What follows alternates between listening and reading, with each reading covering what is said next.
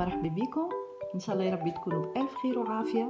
اليوم ان شاء الله باش نعمل التحليات التونسيه اللي مكثر نستعملوها في شهر رمضان الكريم.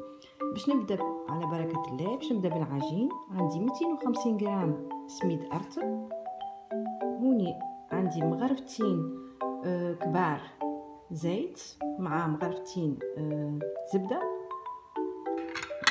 باش نعمل هوني شويه ملح وشويه كركم، نحطهم هوني.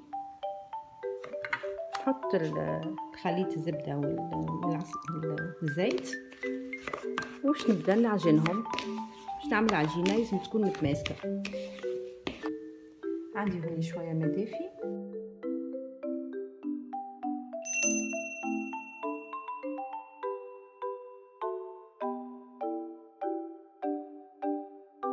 العجينه نتاعي اللي كملت عجنتها باش نخليها نصيف ساعه، يعني 30 دقيقه ترتاح ومن بعدين نستعملها.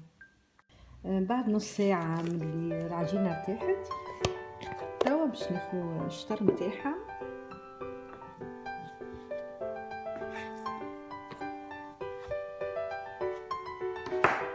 باش ناخذ قلقال ولا عود الرشته ومد شويه زيت هوني فوق اللوحه باش نشرحها بالشكل هذا.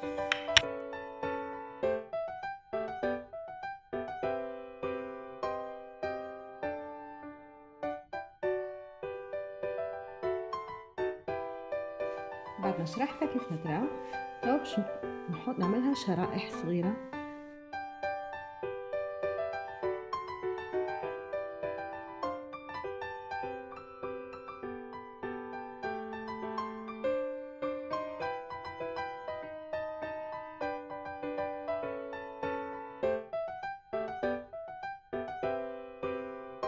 توا حطيت العجين نتاعي في المقلاة، لازم يتقلاو في الزيت، نخليهمش يتحرقوا، لازم يقعد اللون نتاعهم ذهبي.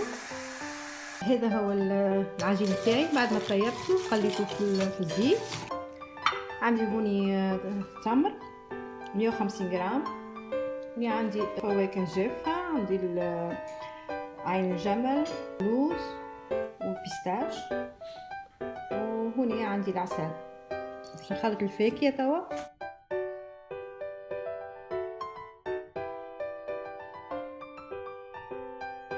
معاهم التمر نحيتلو النواة نتاعو.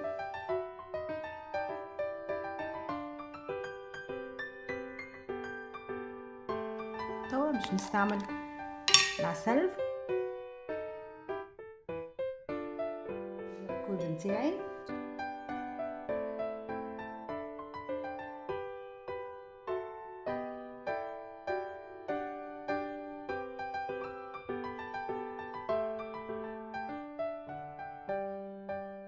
هذه فكرتي اليوم. تحلية تونسية تتسمى المدموجة. ان شاء الله يا ربي تنال اعجابكم. نبقيكم بألف خير وفي امان الله.